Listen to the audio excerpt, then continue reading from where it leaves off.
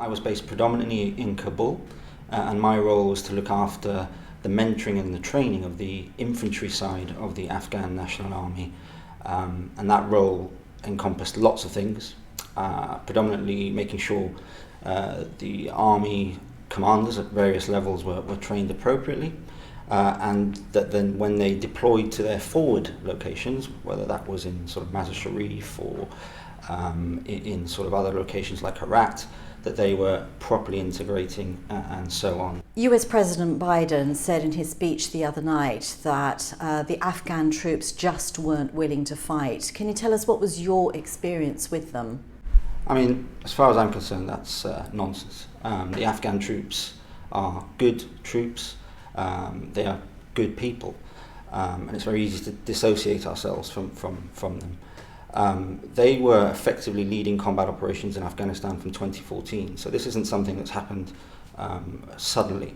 I think the distinguishing point is the fact that the Americans have left suddenly, and I think that's what's caused this rupture and this sudden sort of change that we've seen in the last few days. We've seen some very distressing scenes on television. Can you tell us what your personal thoughts are when you look at that?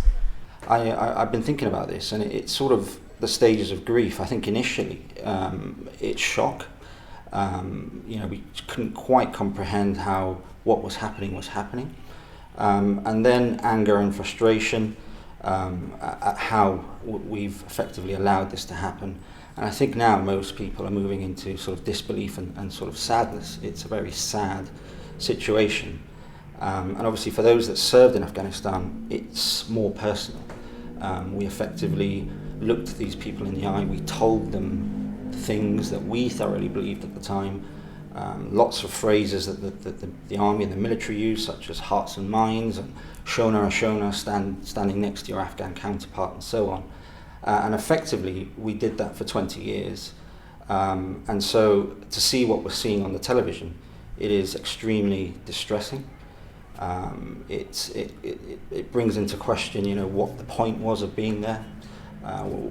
People sort of are trying to put this into perspective in terms of have we as individuals betrayed our Afghan counterparts, our brothers, our colleagues. And so a lot of people that have been there, and a lot of serving people and retired people, will be wrestling with those things. What do you think now? Do you look back and think, has it all been for nothing? Whether it was all in vain, I mean, the armed forces, I certainly wore the Union flag on the sleeve of my uniform with great pride. I believed it standed for a force for good. And I think now a lot of people are going to be reflecting on that. Did what we did in Afghanistan, was that good or not? And were we used in a way that perhaps we feel that we betrayed our sort of Afghan colleagues and counterparts? So the jury is really out on that, but at the moment I really can't see how